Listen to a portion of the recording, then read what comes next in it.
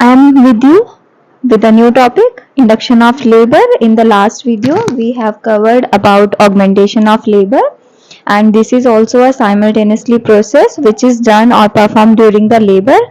So in today videos, we are going to discuss about induction of labor, in which we will learn about the purposes of induction of labor, indications, contraindications, various hazards, as well as method of induction of labor, and also along with the nursing responsibility which we should perform during the induction of labor. So first is definition. So induction of labor means initiation of uterine contractions after the period of viability by any method, medical, surgical or combined, for the purpose of vaginal delivery. So basically, as you already learned in augmentation of labor, there we focus on the uterine contractions. Here also we focus on the uterine contractions, but in augmentation of labor process, they are uterine contractions but they are very weak or inadequate. We will stimulate them so that their frequency can become more. Whereas in induction of labor, uterine contractions will be absent, completely absent. We are going to induce uterine contractions artificially by the medical method, by surgical method, or by both. That is known as combined method. सो एक बार फिर से review कर लेते हैं augmentation of labour का. Augmentation is a process of stimulation of uterine contractions. As I already told, जो हमारा induction of labour होता है वहां पे यूट्राइन कॉन्ट्रैक्शंस कंप्लीटली एब्सेंट होती हैं. हमें उन्हें आर्टिफिशियली मेडिकल, सर्जिकल और कंबाइंड मेथड से इंड्यूस करना पड़ता है पेशेंट के अंदर. वेयर एज जो ऑगमेंटेशन ऑफ लेबर है वहां पे uterine contractions will be present but they will be weak and इनएडिक्वेट in frequency. That means बहुत वीक होती है, तो उसे हमें थोड़ा सा और ज्यादा फ्रीक्वेंसी को बढ़ाना पड़ता है. That is known as augmentation of labour. And both the procedure basically performed in the primary gravida mothers. So next are the purposes. Induction of labor का purpose क्या है? Why we are performing it? So when the risk of continuation of pregnancy is there to the mother as well as to the fetus. तो दोनों को ही high risk से बचाने के लिए हमें जो है induction of labor perform करना पड़ता है. Next are the factors which are responsible for the successfulness of this process. First is term or post-term pregnancy. So if the mother is towards a term pregnancy or if mother is in post-term pregnancy state, then it will be a favorable point for induction of labor, and that means successful rate will be higher. Then Bishop score more than 6. So as you know, it is directly related to the cervical dilatation. So if cervical dilatation is there, then also it will be a good point for the induction of labor. Positive oxytocin sensitivity test. So as you already aware, जो हमारे myometrium होती है uterus की, that will be more sensitive towards the oxytocin in the later period of pregnancy as compared to the early pregnancy or non-pregnant state, because जो oxytocin receptors होते हैं वो uterine endometrium के अंदर प्रेजेंट होते हैं, यूट्राइन मायोमेट्रियम के अंदर प्रेजेंट होते हैं. So if it is positive then also it is a favourable point. Then case profile. So if mother is a Paris woman as well as with premature rupture of membrane, then it will be a positive point for successful induction of labor as compared to those mothers, those are elderly primary gravida and also along with prolonged retention of dead fetus. तो ये कुछ हमारे positive point हैं. अगर ये present होते हैं patient के अंदर तो there are more chances of successfulness of induction of labor. Next are the common indications. So common indications जो है सबसे पहले post maturity, because we have to terminate the pregnancy somehow, जिसके लिए हम patient के अंदर uterine contractions को induce करते हैं. Then intrauterine fetal death. In this also we have to remove the fetus. Then premature rupture of membrane, because it can lead to the various infections to the mother as well as to the fetus. Then congenital malformation of the fetus. In this also proper uterine contraction will not be formed due to the malformation of fetus, तो इसमें भी हमें बाहर से induce करनी पड़ेंगी. Then preeclampsia and eclampsia, so that we can reduce the blood pressure or we can prevent the mother as well as to the fetus from the various hazards. Then antepartum hemorrhage, so to stop bleeding or also to prevent the mother and fetus from the various risk factors, हम जो है antepartum haemorrhage में भी induction of labour को perform करते हैं.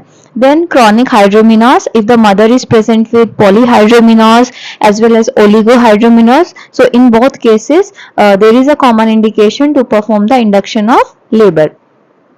Next आता है हमारे पास डेंजर्स. तो डेंजर्स को हमने डिवाइड किया है into the maternal as well as fetal zone. So maternal अगर डेंजर्स हम देखते हैं तो सबसे पहले आता है psychological upset. So why mother will be psychologically upset? Because there are chances कि sometimes failure of induction of labor can be there.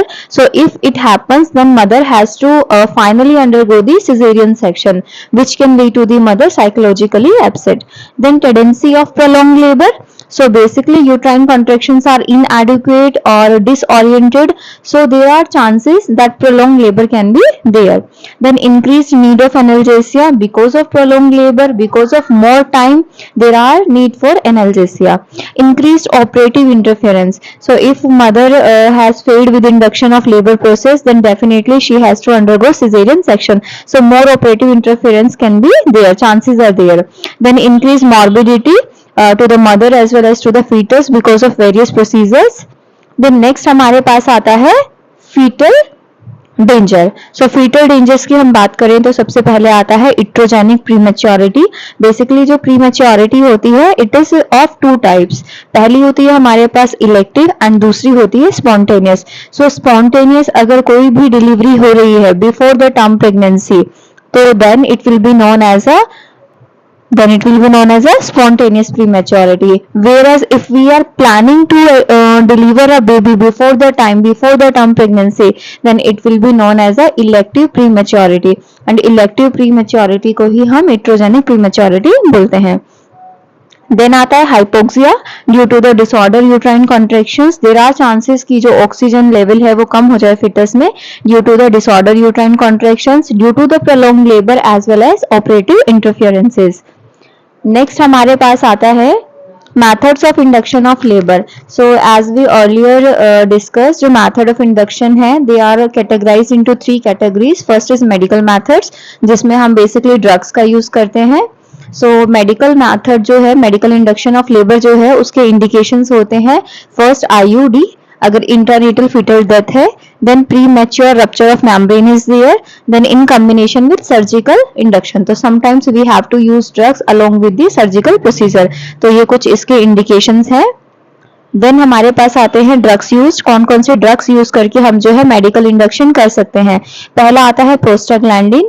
So basically it acts locally on the contiguous cells. जो हमारे prostaglandin होते हैं they are of three types: prostaglandin E2, prostaglandin F2 alpha and prostaglandin E1. सो जो हमारा prostaglandin E2 है and prostaglandin F2 alpha है both causes myometrial contractions. पर जो बेसिकली हमारा प्रोस्टाग्लैंडिन E2 होता है that is more important for cervical ripening, and जो हमारा प्रोस्टाग्लैंडिन F2 अल्फा है that is responsible for myometrial contractions. वैसे तो दोनों ही मायोमेट्रियल कॉन्ट्रैक्शंस करते हैं, लेकिन जो प्रोस्टाग्लैंडिन E2 है that basically causes cervical ripening. Prostaglandin E2 has a greater collagenollytic properties, so it also sensitizes the myometrium towards the oxytocin. इसका हम एग्जांपल देख लेते हैं. प्रोस्टाग्लैंडिन E2 में जो है अगर हम गोल्ड स्टैंडर्ड की बात करें सर्वाइकल राइपनिंग के लिए तो डाइनोप्रेस्ट्रॉन ड्रग यूज किया जाता है. Amount dose will be 0.5 mg. Okay तो ये इंट्रा सर्वाइकल एप्लीकेशन होता है जो हम डाइनोप्रेस्ट्रोन के नाम से जेल यूज करते हैं. 0.5 mg जो है इसका सिंगल डोज होगा and we can administer maximum 4 doses after a interval of 6 hours if required. Then during the application of this gel, woman should be rest into the bed for 30 minutes after application of this gel, and also monitored for the uterine contractions as well as for the fetal heart rate.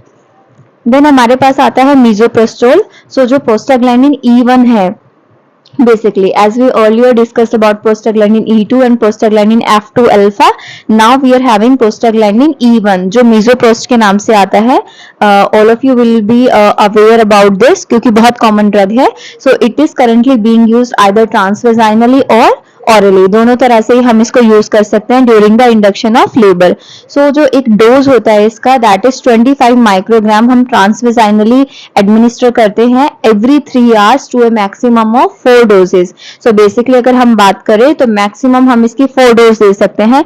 एक बार में अगर हम 25 microgram दे रहे हैं तो maximum हम उसको जो है 100 माइक्रोग्राम दे सकते हैं, but after a interval of 3 hours. Okay, अगर हम ऑरली बात करें तो 50 माइक्रोग्राम हम डोज देते हैं एवरी 4 आवर्स। एंड अगर हम इसको ऑरली 50 माइक्रोग्राम एवरी 4 आवर्स देते हैं तो ये इतना इफेक्टिव होता है एज हमारा prostaglandin E2 for cervical ripening.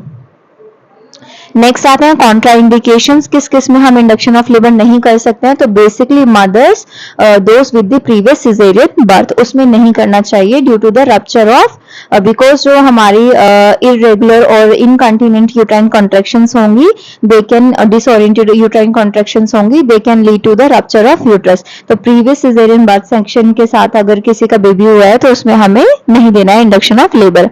Then आते हैं साइड इफेक्ट्स। तो basically tachysystole can be there. Tachysystole means increased contractions because we are inducing it from outside, they are artificially induced. Okay, so अंदर से नहीं है uterine contractions, तो बाहर से अगर हम with the help of medical procedure और सर्जिकल प्रोसीजर इंड्यूस कर रहे हैं तो they can be lead into a more amount, higher amount, जिसे हम बोलते हैं टैकिसिस्टोल। नेक्स्ट आता है meconium passage and possibly uterine rupture. If uterine contractions are becoming severe in number or in frequency, they can lead to the uterine rupture, as well as meconium passage can be there due to the extra stress on the fetus. Then आता है हमारे पास oxytocin. तो this is another drug which we can use for induction of labour because it is an endogenous uterotonic that stimulate the uterine contractions. बाहर से देने की जरूरत नहीं होती है बिकॉज बेसिकली क्या होता है, इसमें हम कुछ अमाउंट में ऑक्सीटोक्सिन देते हैं, but it is a endogenous which is originating from inside our body, that is known as endogenous. Okay, and यूट्रोटॉनिक मतलब बेसिकली हमारी यूट्रस के टॉनिसिटी पे एक्ट करता है, तो it will stimulate the uterine contractions by itself. So oxytocin receptors present होते हैं myometrium के अंदर, मोर जो होते हैं वो फंडल एरिया पे होंगे as compare to the cervix, and uterine contractions भी जो है हमेशा फंडस से सर्विक्स की तरफ ही मूव करती हैं। देन हमारे पास आता है ऑक्सीटोक्सिन कैसे एक्ट करता है। So oxytocin acts by receptor mediation.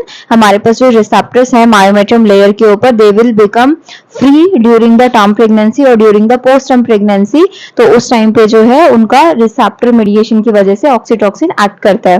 Then voltage mediated calcium channels, they also will be helpful in uterine contractions.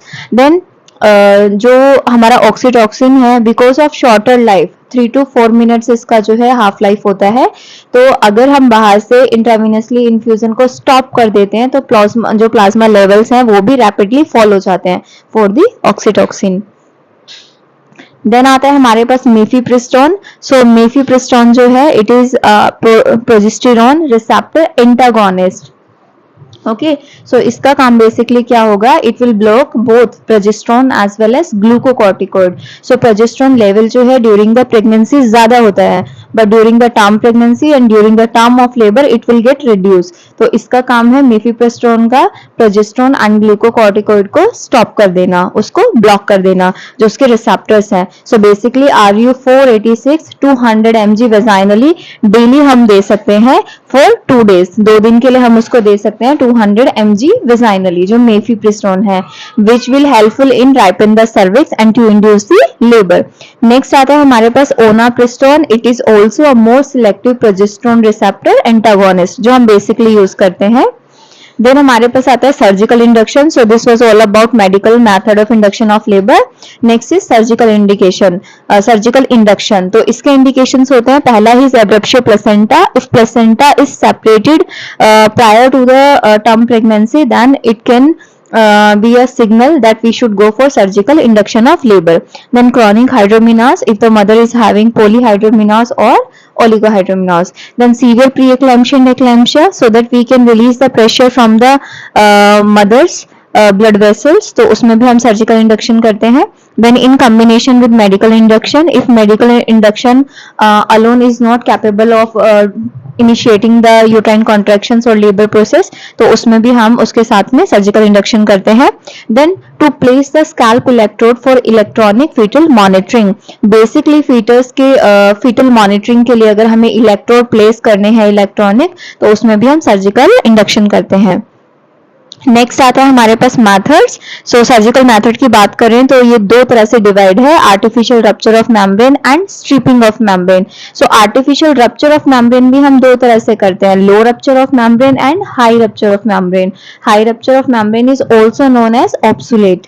Then आता है हमारे पास second is stripping the membranes, जिसमें हम फिंगर्स की हेल्प से स्लाइसिंग करते हुए मेम्ब्रेन्स को स्ट्रिप आउट करते हैं, सेपरेट करते हैं।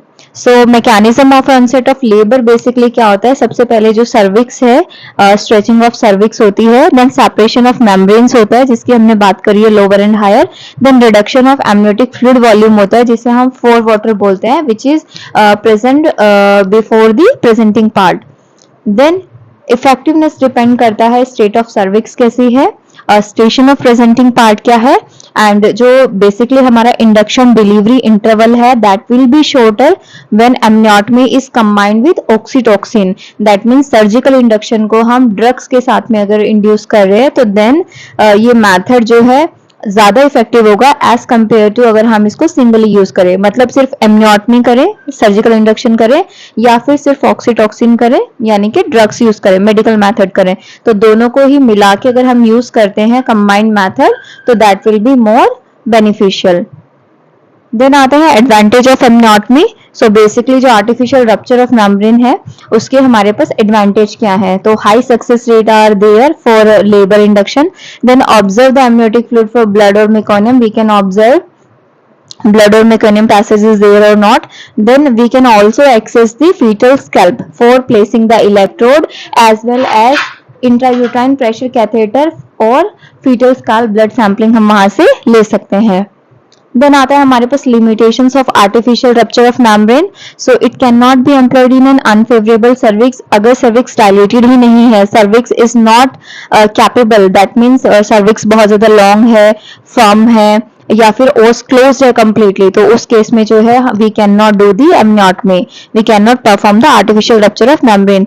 देन आता है कॉन्ट्राइंडिकेशंस। सो कॉन्ट्राइंडिकेशंस में if fetal death is there, then maternal AIDS is there or genital active herpes infection is there, we cannot go for surgical induction of labor. So next हमारे पास आता है immediate benefits of beneficial effects of artificial rupture of membrane.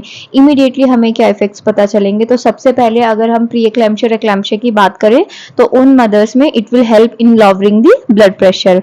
Then relief of maternal distress in hydramnios, because hydramnios में भी पॉलीहाइड्रोमिनोज में basically बहुत ज्यादा pressure create हो जाता है as well as in oligohydramnios, तो प्रेशर को रिलीव करने में, मैटरनल डिस्ट्रेस को रिलीव करने में ये हेल्प करता है। Then control bleeding in APH, definitely antepartum haemorrhage में ब्लीडिंग कंट्रोल करने में हेल्प करता है। देन आता है हमारे पास हजार्ड्स ऑफ एआरएम। तो जो हजार्ड्स हैं इसके, जैसे हमने पढ़े थे जो मेडिकल इंडक्शन है उसके हजार्ड्स क्या है, तो बेसिकली सर्जिकल में भी एमनियोटमी के भी कुछ हजार्ड्स होते हैं, आर्टिफिशियल रप्चर ऑफ मेम्ब्रेन के हजार्ड्स होते हैं। तो first is if we induce it once so there will not be chances of retreating it. अगर हमने एक बार परफॉर्म कर दिया, डिसीजन ले लिया, टर्मिनेट कर दिया, तो उसके बाद हम इसको दोबारा से करेक्ट नहीं कर सकते। Then chances of umbilical cord prolapse is there, presenting part के आगे अगर कोड इज प्रेजेंट और हमने रप्चर कर दिया मेम्ब्रेन को, then there are chances of umbilical cord prolapse. Then amnionitis can be there, inflammation of amnion membrane can be there, infection can be there. Then accidental injury can occur to the placenta, cervix or uterus or fetal parts if vasa previa is there. Amniotic fluid embolism chances can be there. Next आता है हमारे पास लो rupture of membrane. तो अभी तक हमने high rupture of membrane के बारे में पढ़ा था, next is low rupture of membrane. So basically जो हमारा लो रप्चर ऑफ मेम्ब्रेन है इसमें हम क्या करते हैं, जो हमारा प्रेजेंटिंग पार्ट है which is overlying the internal os of uterus, उसे रप्चर करते हैं so that we can drain the some amount of amniotic fluid. जो फॉर वाटर प्रेजेंट होता है हमारे प्रेजेंटिंग पार्ट के आगे, फीटस के प्रेजेंटिंग पार्ट के आगे, उस अमाउंट ऑफ फ्लूइड को ड्रेन करने के लिए जो मेथड यूज किया जाता है मेम्ब्रेन रप्चर करके, that is known as low rupture of membrane. Then contraindications क्या है? So basically it is avoided in chronic hydramnios as there are chances of massive liquid drainage. एकदम से बहुत बड़ी अमाउंट में जो है प्रेशर रिलीज होगा, बहुत सारा amniotic fluid can be there, so उसमें जो है हम नहीं यूज करते हैं। Then sudden uterine decompression may precipitate early placental separation, abruption can be there अगर uterine decompression हमने किया है। then in such a case controlled ARM is done, तो उन केसेस में हमें controlled way में artificial rupture of membrane करना है। तो प्रोसीजर क्या है, कैसे हम इसको करते हैं low rupture of membrane को, we will discuss it in another video. Okay, thank you.